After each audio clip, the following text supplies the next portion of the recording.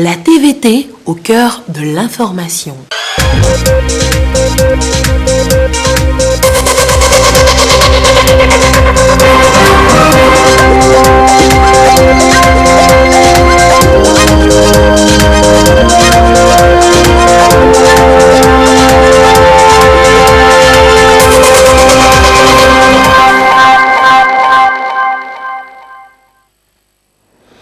Bonsoir madame, bonsoir monsieur. Voici d'abord les titres de ce journal. Les pluies de ces derniers jours ont occasionné d'importants désagréments aux populations à l'intérieur du pays, dans le Dankpen précisément, pont emporté, culture noyée. Le ministre de l'Agriculture est allé constater, on verra également dans ce journal.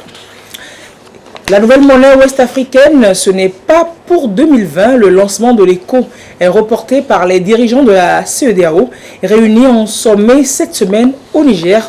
On en parlera dans quelques instants.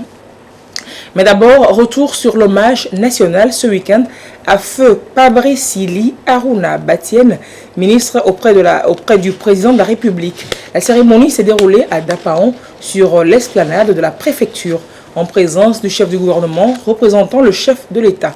Instant de vive émotion, le film avec Tchazenam Bagar.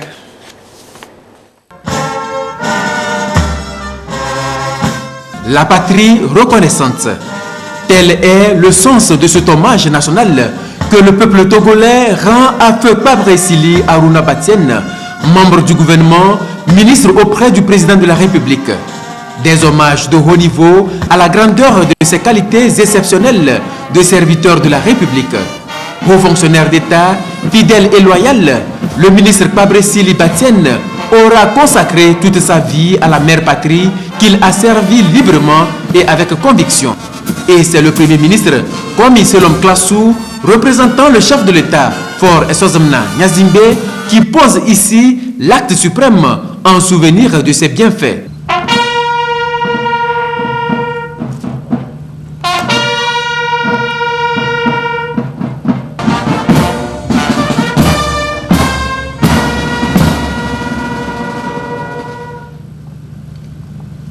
Cet hommage national est également marqué par des témoignages sur la vie de l'illustre disparu.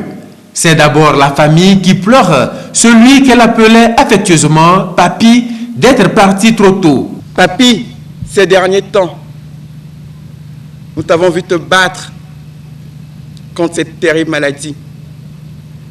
Sans te plaindre, déterminé et héroïquement, tu as tenu la barque dans cette tempête dévastatrice.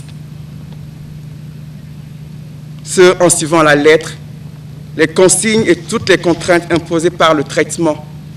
Aujourd'hui, tes amis nous entourent et témoignent que tu étais bien plus que nous le savions. Un ami fidèle, un conseiller, un bouclier, un diplomate et une oreille attentive. Tu nous laisses le message du caractère sacré de la fraternité et de l'amitié. Nous comprenons pourquoi tu étais dévoué tant pour les autres, en famille, au village, à Dapan, ici même, et à Lomé. C'est tout ce monde qui mesure le vide que tu as laissé. À 66 ans, c'était trop tôt pour que tu partes. Ce départ prématuré est également déploré par l'Union pour la République UNIR. Au sein de notre grand parti, Union pour la République, il a toujours servi avec foi et abnégation. Humble et souriant, il savait se faire écouter par les militants. Infatigable, travailleur et toujours disponible, le parti a toujours fait confiance au militant Pabre-Sili, à qui il n'a pas hésité à confier de grandes responsabilités à des moments importants de la vie politique de notre pays. Il a toujours œuvré pour le rayonnement des idéaux de sa famille politique et ses œuvres resteront à jamais gravées en lettres d'or dans nos mémoires. L'exemplarité de la vie du désormais feu ministre Pabre-Sili Batienne, mais aussi ses qualités de haut fonctionnaire de l'État et membre du gouvernement sont soulignées pour lui rendre témoignage. Parler du ministre Aruna Bachem Kwabre-Sili n'est pas un exercice aisé. En raison de ses immenses qualités aussi bien humaines que professionnelles. Il était en effet un homme pétri de grandes qualités professionnelles et personnelles, attaché à des valeurs symboliques qui lui ont permis toute sa vie d'exercer avec beaucoup de professionnalisme, de compétence, de tact, d'empathie, de bonhomie et un grand esprit d'ouverture les importantes fonctions qui lui ont été confiées, tout en conservant d'excellentes et fidèles relations amicales, familiales et fraternelles, bien que de bonne stature et imposant, il était facile à aborder. Le Togo perd un de ses dignes fils, un haut fonctionnaire et un grand serviteur de l'État dans l'exercice de ses fonctions. Membre du gouvernement, à la date où il nous a quittés, l'ambassadeur et ministre Aruna Bachem Kwabre-Sili restera dans nos mémoires et dans nos cœurs un grand homme d'État. Nous rendons à l'illustre disparu le vibrant hommage que lui doit la nation togolaise tout entière reconnaissante. Sa vie est un exemple qui doit nous rappeler que c'est par l'amour passionné et désintéressé du service de l'État et du peuple. C'est par le don et le dépassement de soi, par l'humilité et par d'agréables amitiés et fraternité que nous pouvons efficacement, intelligemment et durablement faire du Togo l'or de l'humanité. Au nom du président de la République, Son Excellence, M. Faure Esodimna Gnassingbé, et du gouvernement, au nom des autres institutions de la République, à qui celui que nous accompagnons ici vers la grande paix du dernier sommeil a donné toute une existence de fidèles et loyaux services, le peuple togolais apporte par ma voix à la dépouille mortelle de Aruna Bachem Kwabre-Sili, avec la tristesse émue du suprême adieu, l'hommage d'un regret douloureux et d'une juste reconnaissance. Que son espérance et sa vie nous inspirent. Que ses bonnes œuvres l'accompagnent. Que l'Éternel lui accorde le repos éternel. Qu'il repose en paix. Feu ministre Kwabre-Sili Bachem est né le 9 novembre 1954 à Dapaon, dans la préfecture d'Otone. En 1990, après une maîtrise en sciences juridiques à l'école supérieure d'administration et de carrière juridique de l'Université du Bénin, actuelle faculté de droit de l'Université de Lomé, il fut engagé au ministère des Affaires étrangères et de la coopération. C'est de là qu'il fut nommé en 1994 chef du protocole du président de la République, aux côtés du père de la nation, feu président Gnassingbé Eyadema, jusqu'en février 2005. La même année, il fut élevé au rang d'ambassadeur protocole du président de la République. Le 15 septembre 2008, il entre au gouvernement avec le portefeuille du tourisme qu'il conserve jusqu'en 2012. En 2015, puis en 2019, il est nommé respectivement ministre auprès du président de la République, puis membre du gouvernement, ministre auprès du président de la République. C'est ce dernier poste qu'il occupait jusqu'au 18 août 2020, date à laquelle il a été rappelé auprès de son créateur. Feu ministre Pabré Batienne était officier de l'ordre du Mono. Il laisse derrière lui une épouse et 4 enfants et tout un pays inconsolable pour le vide créé par ce départ prématuré. Il repose désormais dans l'intimité familiale dans son village à Nadungu. Et elles sont nombreuses, ces personnalités et autres anonymes, collègues, amis, parents qui ont tenu donc à rendre un ultime hommage au ministre Pabré. Certains ont bien voulu parler à notre micro. Ce sont les qualités du serviteur de la République qui reviennent toujours. Regardez.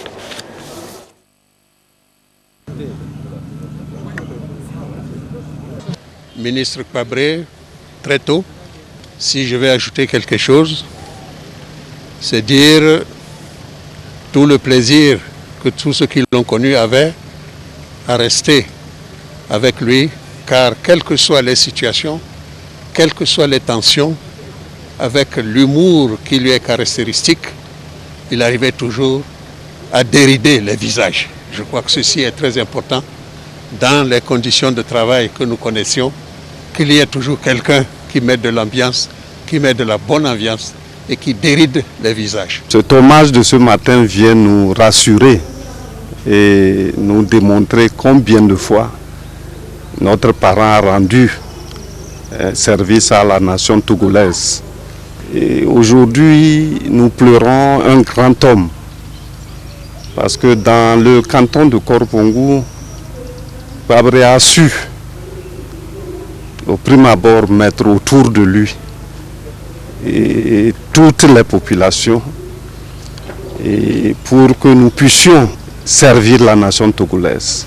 Pabré nous a enseigné la loyauté et la culture de la paix.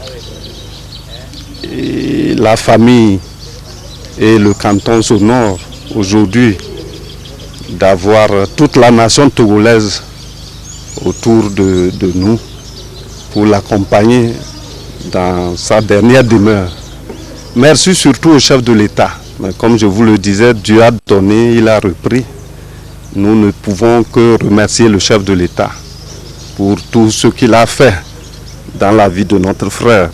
Le ministre Pabré, un père très attentif, attentionné, à l'écoute de tout le monde, toute la population de la région de Savane, la préfecture de Tone, une consternation, une désolation. Nous pleurons notre fils, notre grand-père, Papi, affectueusement on l'appelait. Il n'y a que de pleurs, seul le Seigneur peut combler le vide qu'il nous a laissé. Et nous prions pour le repos de son âme. Que Dieu lui accorde une grande place pour ses œuvres, pour ses belles œuvres. Qu'il repose donc en paix. Ce communiqué de la présidence de l'Assemblée nationale. La présidente de l'Assemblée nationale informe les honorables députés que la 3e séance plénière de la 2e session ordinaire de l'année aura lieu le mardi 15 septembre 2020 à 10 h au siège de l'Assemblée nationale. Le communiqué est signé le 11 septembre 2020 par la présidente de l'institution, Yawa Jigboli Tchegan. La pluie qui est arrivée irrégulièrement cette saison cause, je vous le dis en titre, de gros dégâts aux populations. À l'intérieur du pays, dans la préfecture de Dangpen précisément, cela ressemble à de la désolation, vous allez le voir. Le ministre en charge de l'agriculture dans la région pour lancer la campagne de vaccination contre la rage canine est allé partager la peine des populations. Voyons cela avec Nestor Mozo. Un ouvrage de franchissement qui a cédé sous la force de l'eau. Ici au moins, la traversée est encore possible par un détour. Ailleurs, ce n'est pas le cas. La préfecture de Dangpen a enregistré ces derniers jours de grandes pluies, endommageant certains ponts et dégradant certaines pistes. Des champs ont aussi subi la furie des eaux. Certains sont inondés, d'autres ont été tout simplement emportés. Dans ce champ, une récolte précipitée s'est imposée. On est en train de récolter arachide à cause de l'eau parce que le temps n'est pas encore arrivé. On ne peut pas trouver bénéfice dedans parce que l'eau a gâté ça. Informé de la situation que vivent les populations de Dankpen, notamment les producteurs, le gouvernement a dépêché le ministre de l'Agriculture, de la Production animale et halieutique pour une mission afin de mesurer l'ampleur des dégâts. Nous sommes venus constater l'ampleur des inondations qui affectent les cultures, mais aussi qui créent des dégâts au niveau de certains ouvrages de franchissement. Quelques ponceaux ont été emportés et des voies ont été quasiment inondées. Et donc l'évaluation nous permettra d'évaluer comment accompagner les populations afin de les faire sortir de cette situation de crise et accompagner aussi les producteurs pour que ceux qui ont perdu des cultures puissent être soutenus pour reconstituer leur capacité productive afin de reconstituer leur sécurité alimentaire et nutritionnelle et améliorer leurs revenus à la fin de la saison. Certes, la pluie crée des dégâts, mais nous notons aussi que la filière risicole va exceptionnellement être très bénéficiaire de ces importantes pluies.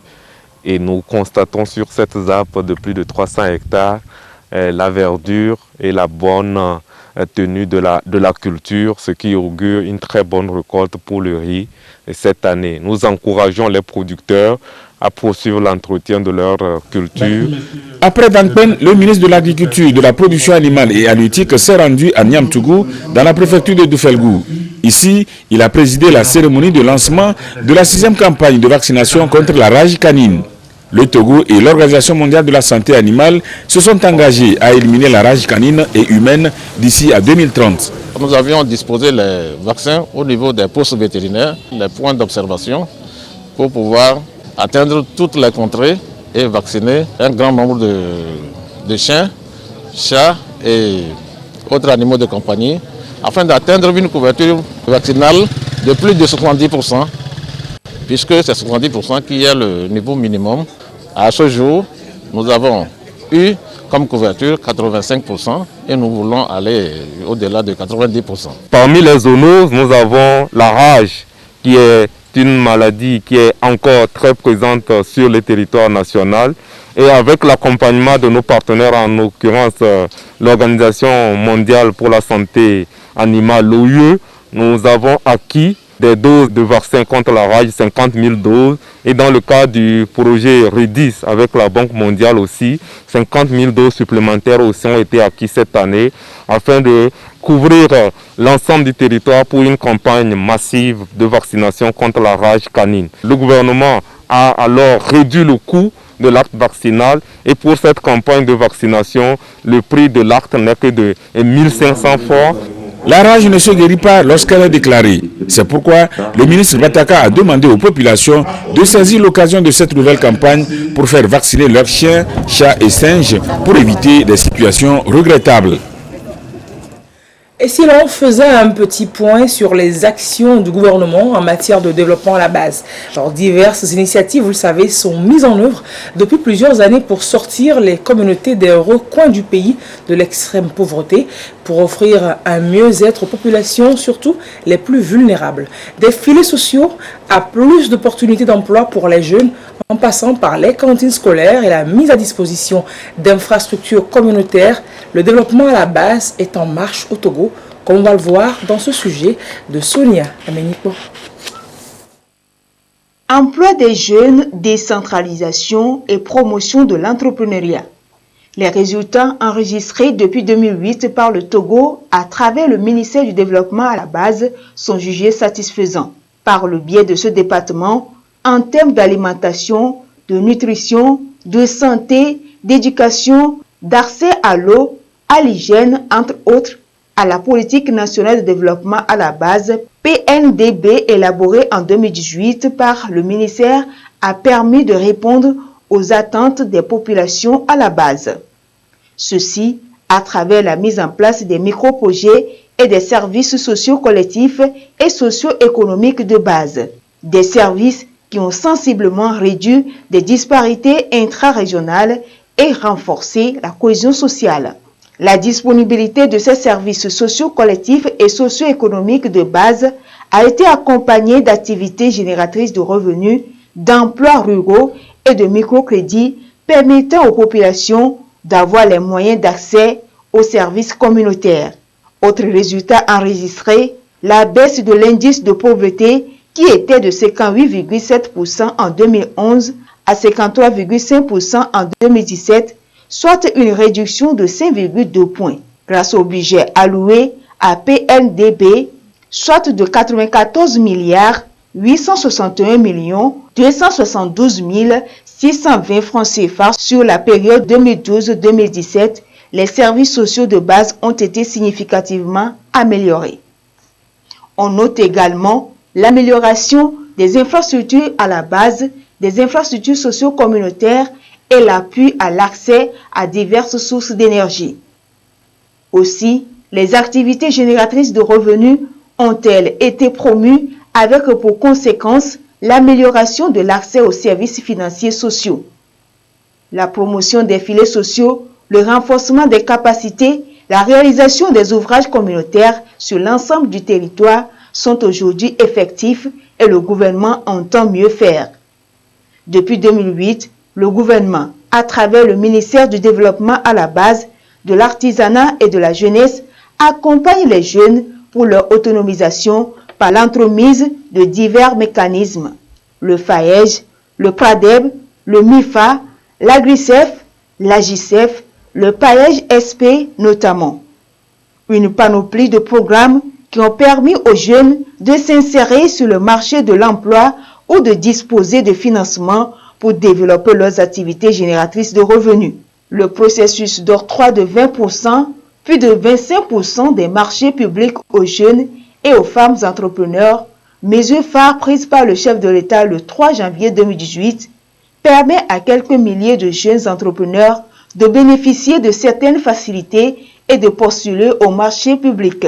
Dans le contexte de la décentralisation, le ministère du Développement à la base s'est aussi fait remarquer positivement. Des comités de développement des quartiers, des cantons et des villages ont été structurés et formés, conséquence de l'acceptation et de l'intégration de toutes ces initiatives à la base par les autorités locales, malgré ces efforts fournis depuis 2008 dans l'amélioration des conditions de vie des populations.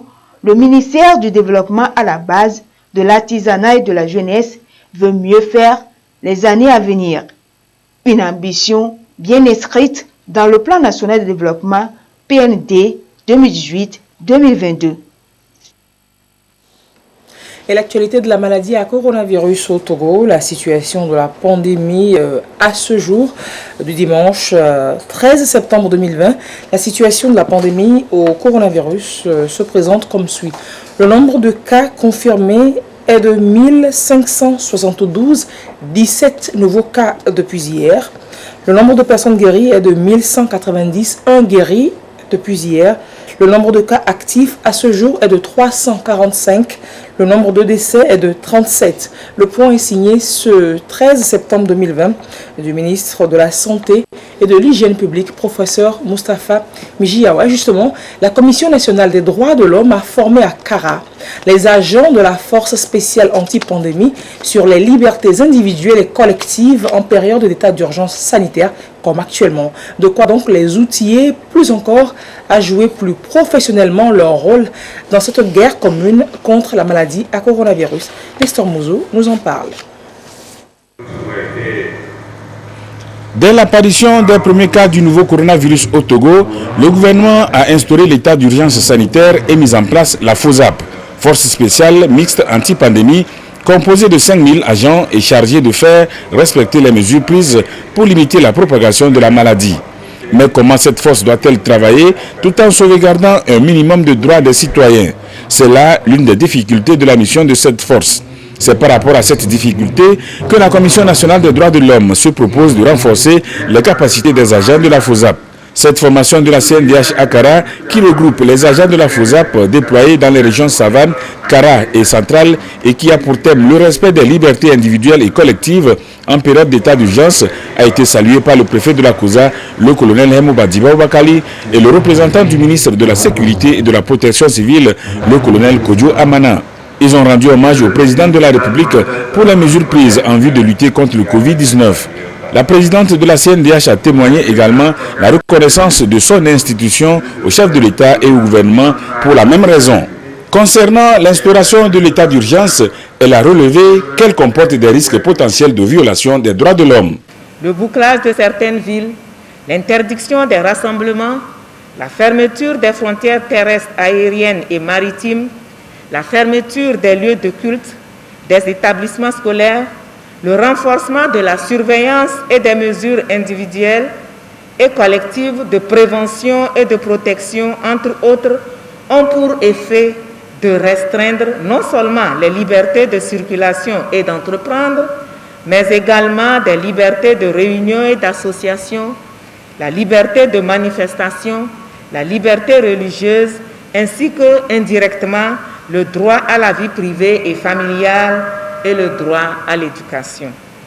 Il importe dès lors que ceux qui ont la charge de veiller au respect des décisions prises en vertu de l'état d'urgence, notamment les agents de la Force spéciale mixte antipandémique Covid-19, FOSAP, soient mieux outillés sur les contours de cette notion afin d'éviter que cette période exceptionnelle ne soit perçue comme une occasion de remise en cause totale des droits et libertés des citoyens. Pour la présidente de la CNDH, la recherche et le maintien d'un équilibre entre la liberté et la sécurité des citoyens doit être au cœur du droit et la doctrine qui encadre l'intervention des forces de l'ordre. C'est bien par la garantie des droits de l'homme et du citoyen que se justifie l'institution d'une force publique, a-t-elle ajouté. Cette formation sera suivie d'une autre. Celle-là sera organisée à Lomé à l'intention des agents de la FOSAP des régions Plateau et Maritimes. Hors du Togo, les Maliens s'entendent sur leur avenir commun après le coup d'État du 19 août dernier. Au bout de 3 jours de discussion, ils s'accordent sur une charte de transition de 18 mois. Et la direction militaire éventuelle de cette période n'est pas exclue.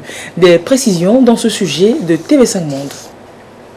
Le franc CFA depuis juin 2020 est reporté à une date ultérieure pour cause la pandémie de Covid-19. Une annonce du président ivoirien Alassane Ouattara de retour de la 57e.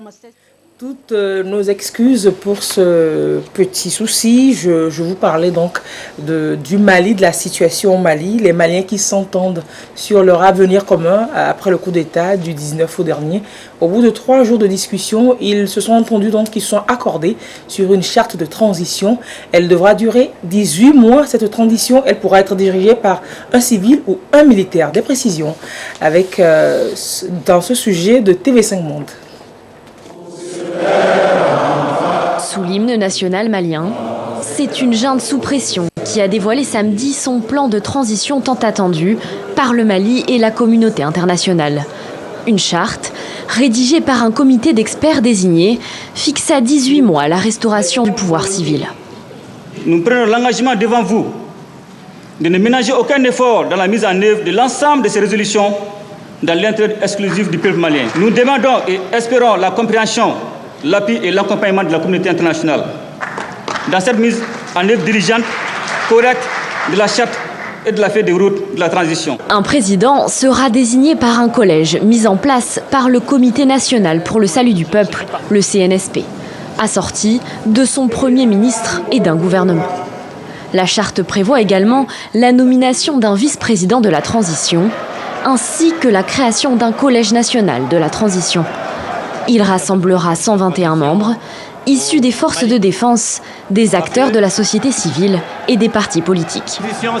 Les bases de la transition sont donc connues, mais des interrogations subsistent. Notamment, qui, d'un militaire ou d'un civil, pour prendre la tête du pays ? La CEDEAO, la communauté économique des États d'Afrique de l'Ouest, réclame un retour des civils dans 1 an maximum. L'ancien Premier ministre Moussa Mara pointe des faiblesses, mais c'est déjà une étape. Je pense qu'il faut aller de l'avant. Nous avons à poser les jalons de la transition. Il y a des faiblesses dans la charte, c'est incontestable, mais il y a un minimum pour commencer. Ces concertations nationales ont également dessiné 6 grands chantiers, dont la sécurité du territoire, la bonne gouvernance et la réforme de la Constitution.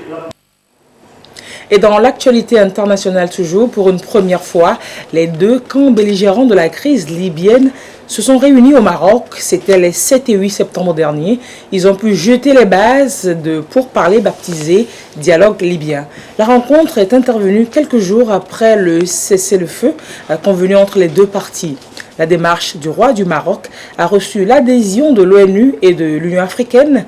Pourrait-on donc conclure comptant vers la fin d'un conflit de près d'une décennie en Libye? Le Maroc serait-il finalement la panacée après plusieurs échecs? Décryptage, Augustin Kossi. Tête d'un espoir de paix, 2 semaines après l'annonce d'un cessez-le-feu surprise, les administrations rivales libyennes ont jeté les bases d'un pourparler baptisé Dialogue libyen dans la ville côtière de Bouzinika, au sud de Rabat. Elles se sont rencontrées pour la première fois. Des pourparlers qui interviennent après une décennie de conflit depuis la chute de Muammar Kadhafi en 2011. Une Libye déchirée, partagée entre 2 rivaux directs. Fayez al-Sarraj, chef de gouvernement d'union nationale, basé à Tripoli, reconnu par la communauté internationale. Khalifa Haftar, l'homme fort de l'Est libyen. Une situation tendue. Mitiga, seul aéroport fonctionnel de Tripoli, fermé sous des menaces des procs Haftar. Les grands oubliés de la crise libyenne, les migrants illégaux. Ils vivent dans des conditions jugées horribles par les Nations Unies. De conclave en conclave, de trêve en trêve. Berlin, Alger et Paris. Les 2 camps belligérants se livrent un conflit sans merci. Il y a donc le besoin urgent d'un retour à un processus politique inclusif. Antonio Guterres, secrétaire général des Nations Unies, réclame la fermeture des centres de détention des migrants illégaux et s'insurge contre les violations de leurs droits. Alors qu'aucune avancée n'a eu lieu dans l'enquête sur le bombardement d'un camp de réfugiés près de Tripoli, la Libye risque-t-elle de sombrer dans un conflit fratricide capable de générer un chaos dans la sous-région?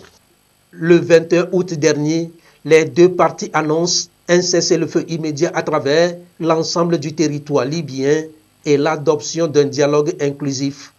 Après l'Algérie, le réveil diplomatique du Maroc sur le dossier libyen. Rabat, terre d'espoir ou la panacée à la crise libyenne. 10 ans de conflits armés, les Nations Unies, l'Union africaine et les grandes puissances parviendront-elles à parler d'une seule voix? Ankara pousse ses pions, Moscou et Paris se muent dans un mutisme, Washington joue un double jeu. Une situation déjà compliquée que complique davantage les interférences extérieures. Trouver une issue pacifique à cette crise qui n'a que trop duré suppose le respect de l'embargo sur les armes, de la souveraineté de la Libye et de son intégrité territoriale. La Ligue des États arabes, l'ONU et l'Union africaine doivent davantage coopérer. Une stratégie globale de sécurité et un accord sur le partage des richesses nationales doivent être définis. L'objectif serait de parvenir à une impossible position unifiée pour faire cesser non seulement les combats, mais aussi les ingérences étrangères. Je vous le disais aussi en titre, l'ECO, la nouvelle monnaie ouest-africaine annoncée il y a quelques mois à Abidjan, ne verra pas le jour en cette année 2020 comme prévu. Décision des chefs d'État et de gouvernement de la CEDEAO. Ils étaient réunis en début de semaine à Niamey au Niger pour leur 57e sommet. Gisèle Kozona et Eli Agbanyadao pour plus de détails. La nouvelle monnaie ouest-africaine ECO ne verra plus le jour cette année comme prévu. La parution de cette nouvelle monnaie, censée remplacer le franc CFA depuis juin 2020, est reportée à une date ultérieure. Pour cause, la pandémie de Covid-19. Une annonce du président ivoirien Alassane Ouattara de retour de la 57e session ordinaire de la conférence des chefs d'État et de gouvernement de la CEDEAO tenue le 7 septembre dernier à Niamey. Créé il y a de cela 46 ans, le franc CFA dénominateur des 14 pays africains membres de la zone franc sera pour l'heure utilisé en attendant l'arrivée de l'ECO d'ici 3 ou 5 ans. La nouvelle monnaie ECO a été initiée en 2009 par les pays de la zone monétaire ouest africaine, notamment le Ghana, le Nigeria, la Guinée, la Gambie, la Sierra Leone. Ces pays ont souhaité regrouper ceux de la CEDEAO en vue de renforcer leur intégration. Rappelons que c'est en juin 2019 que les dirigeants ont formellement adopté leur projet de monnaie unique dont ils souhaitent la création dès 2020. Ce test entérine la transformation du CFA en maintenant la parité fixe avec l'euro. Alors, entre hier et aujourd'hui, le Togo connaît 17 nouvelles contaminations au Covid-19. Cela justifie encore le renforcement de la sensibilisation et des mains. Sous ce point, nous parle de la maladie pour mieux la connaître et pouvoir mieux la prévenir.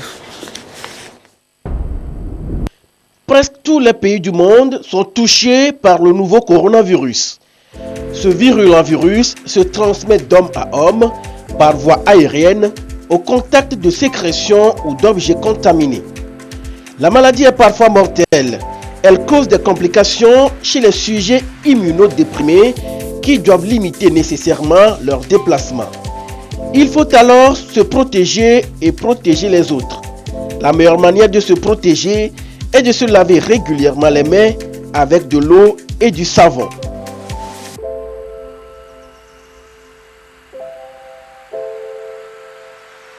Lavez les paumes, entre les doigts, les poignets, les ongles, sans oublier de les rincer. Dans les lieux publics, il faut garder au maximum ces distances. Il est impératif de porter le masque pour se couvrir la bouche et le nez. Les symptômes du Covid-19 sont identiques à ceux d'une grippe. Les symptômes majeurs sont la fièvre, la toux, des difficultés respiratoires. Ne toussez pas dans vos mains, mais dans le creux de votre coude. Il n'existe pas pour l'instant de médicaments spécifiques contre ce virus, ni de vaccin. Les spécialistes de la santé pensent que la meilleure façon de rompre la chaîne de contamination du virus est de respecter scrupuleusement les gestes barrières. Nous devons donc apprendre à vivre avec la maladie tout en nous protégeant. C'est le prix à payer pour vivre sain.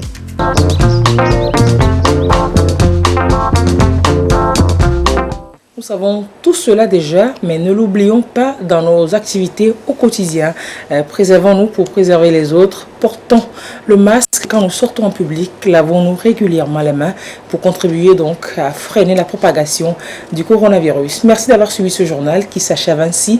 Passez une très belle soirée en compagnie de nos programmes et une très belle semaine également. Au revoir et à très bientôt.